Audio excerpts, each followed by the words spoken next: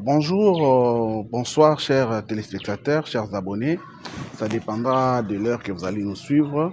Moi, c'est encore le vôtre, Franck Moukena, le DG de notre chaîne Maïra TV, votre humble serviteur. Nous qui avons décidé de venir auprès de vous afin de vous parler de ces sujets très importants qui n'est rien d'autre que l'éveil patriotique. Parce que l'éveil patriotique, comme nous l'avions dit, c'est vraiment ça, les cordons ombilicaux qui lient chaque peuple à son pays. Et si vous n'êtes pas éveillé patriotiquement, chers abonnés, ça sera difficile. Ça sera difficile pour vous parce que vous risquerez de voir votre pays être dilapidé ou soit être légué comme ça facilement et vous serez là sans rien dire et sans mots. Et ça sera une honte pour vous parce que un peuple qui n'a pas cette heure, c'est un peuple qui est appelé à disparaître. Aujourd'hui, j'aimerais parler de ces beaux pays qu'on appelle la République démocratique du Congo, ces pays qui aujourd'hui est victime de la jalousie et il est victime des complots. Un complot qui est d'abord continental et puis un complot qui est aujourd'hui international parce que ce n'est plus à démontrer, comme vous pouvez le remarquer, chers amis. Mais nous voulons nous poser la question de savoir pourquoi la RDC? Pourquoi seulement la RDC? Parce que cette RDC, comme vous pouvez la remarquer, c'est un pays qui est en guerre il y a de cela plus de 30 ans, parce que nous allons déjà depuis 1994, c'est un pays qui a joué de l'hospitalité en acceptant les Hutus rwandais qui étaient victimes de génocide là-bas chez eux. Suite à la pression de la communauté internationale, la RDC a accepté volontiers à l'époque du maréchal Mobutu d'ouvrir ses frontières afin d'assister nos frères rwandais qui fouillaient la génocide rwandaise. Ils sont venus en République démocratique du Congo, ils ont été accueillis à bras ouverts, mais comme nous l'avions toujours dit, suite à cette imprudence, le fait d'accepter que ces réfugiés qui étaient constitués, voire même de militaires, d'entrer dans notre sol sans être désarmés, et c'est ce qui fait que nous puissions payer les prix aujourd'hui. Malheureusement, ce n'est pas seulement ça, parce que moi je n'ai jamais été d'accord à 100% de cette théorie, parce que aujourd'hui, si la RDC est victime de cette barbarie, de cette génocide qui ne dit plus son nom, parce que comme vous pouvez le remarquer, la RDC est victime de plus de 10 millions de morts dans nos terres, et malheureusement, c'est dans un silence extraordinaire. La communauté internationale ne dit rien et ils ne font pas des efforts. Seulement aujourd'hui, nous pouvons remarquer qu'il y a un ouf de soulagement, soit il y a la volonté qui se présente petit à petit, malgré que cette volonté, nous ne le voulons pas que ce soit une volonté éphémère ou soit une volonté hypocrite, parce que en regardant, nous remarquons que on nous montre que oui, la RDC est victime, mais il n'y a pas des actes qui accompagnent cet accompagnement. Nous remarquons que les gens le disent, mais en réalité, ce n'est pas ça. Pourquoi la RDC? C'est ce que nous allons essayer de vous parler aujourd'hui pour que chaque Congolais, là où il est, dans chaque coin, en République démocratique du Congo, à l'extérieur du pays, c'est-à-dire en Afrique ou encore en Europe, en Asie, en Australie, partout en Europe, là où ils sont, qu'ils puissent comprendre pourquoi est-ce que nous sommes victimes. La RDC, aujourd'hui, c'est un pays d'abord continent. Pourquoi nous l'appelons pays continent? Parce qu'aujourd'hui en Afrique, c'est le deuxième pays le plus vaste de l'Afrique, parce que nous avons 2 345 kilomètres carrés comme superficie, ce qui n'est pas la moindre. Pourquoi? Parce que quand vous remarquez, il y a des pays qui peuvent entrer ici 80 fois. Nous pouvons citer par exemple la Belgique qui peut entrer 80 fois en République démocratique du Congo. Donc vous comprenez avec moi que réellement, en parlant de la République démocratique du Congo comme un pays continent, ce n'est pas de l'aventure, c'est la vérité, c'est du réel, c'est du concret. Donc la RDC, la France entrera en RDC 4 fois. Donc c'est un pays où il y a d'abord un problème sérieux de superficie. Donc, nous sommes un pays continent, comme nous l'avions tantôt dit.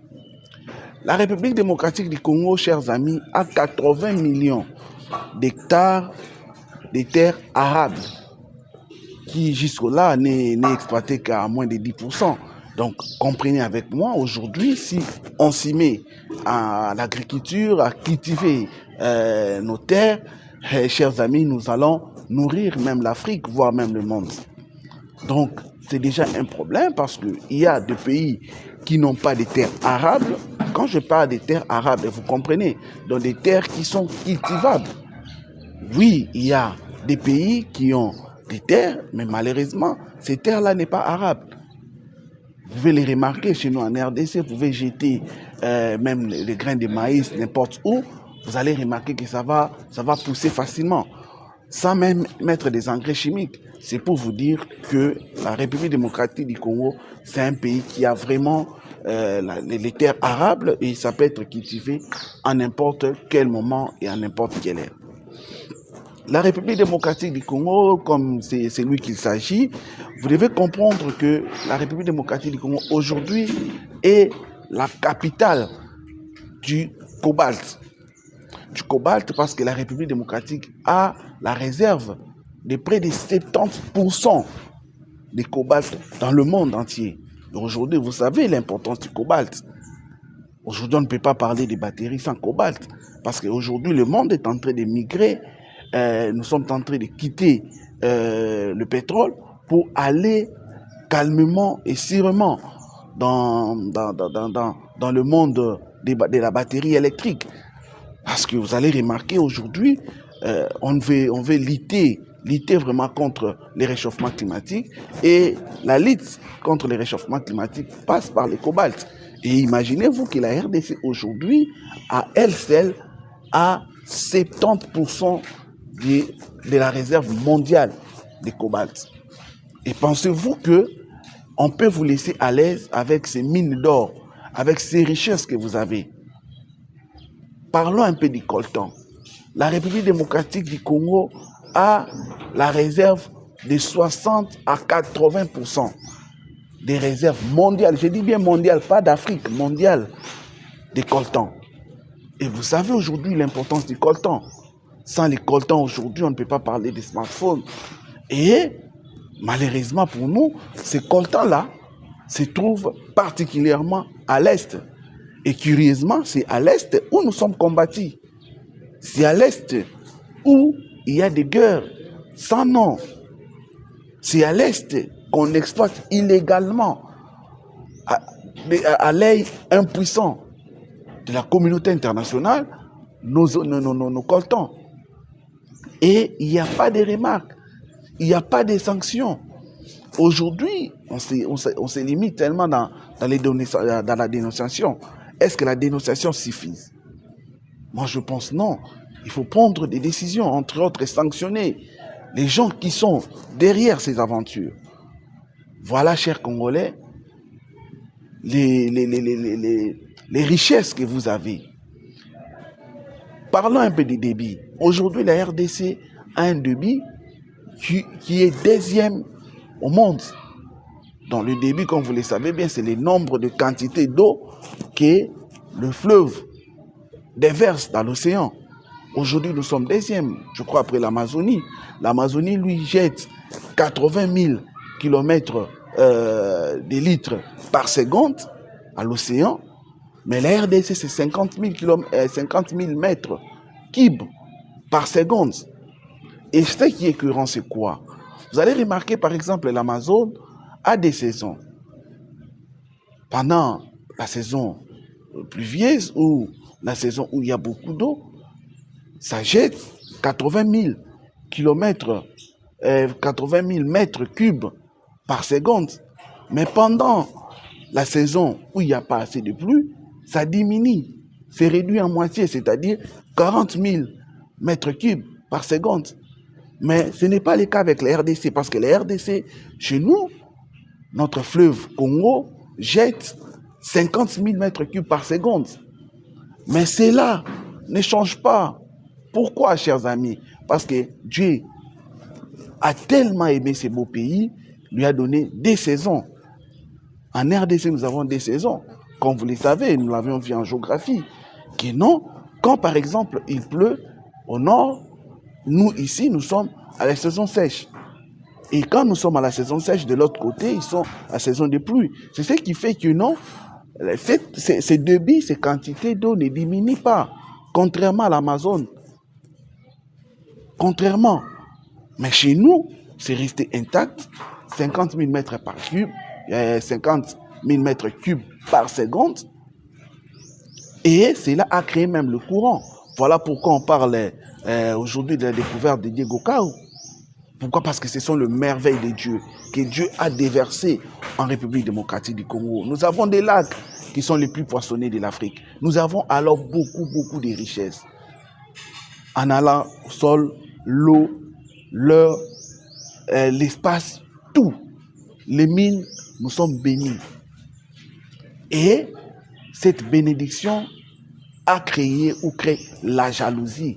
Voilà pourquoi vous allez remarquer le président, l'ex-président français Nicolas Sarkozy n'a pas eu honte de dire que la RDC doit accepter que ses richesses soient partagées à la région du Grand Lac.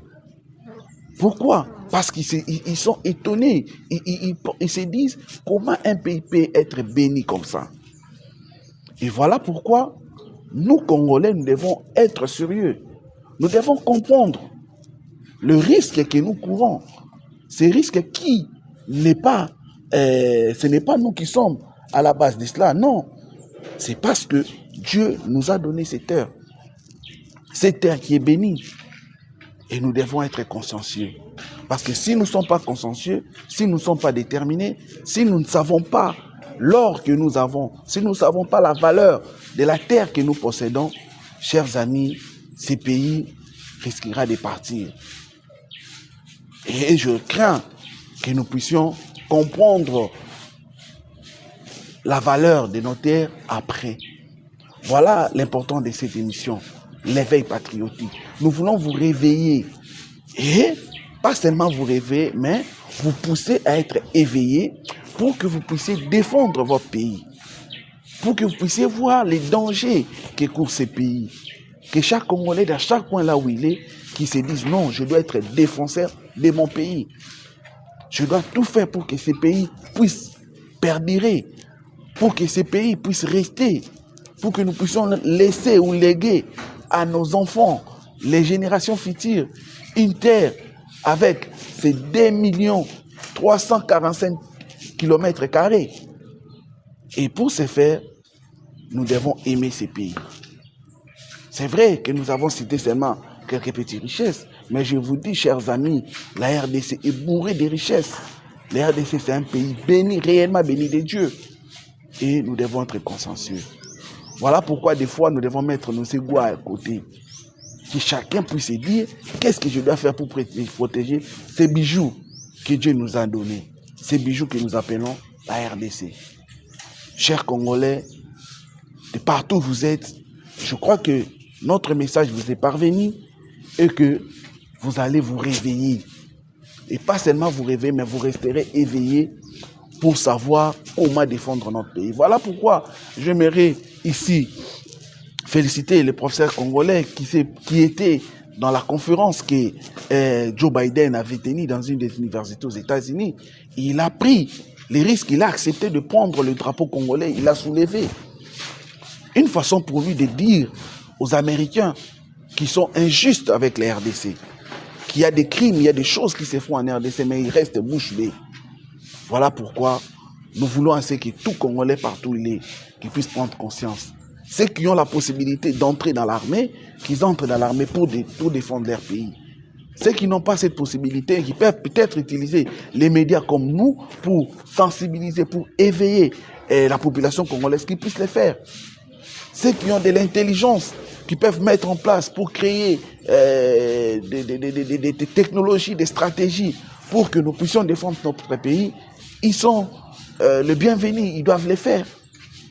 Car, comme vous le savez très bien, le doigt seul ne peut pas laver votre visage. Il faut la main avec ses 5 doigts. Et en parlant du doigt, on voit les dirigeants, on voit les présidents de la République. Ce n'est pas lui-même, ce n'est pas les gouvernements seuls qui peuvent faire en sorte que les choses puissent aller de l'avant.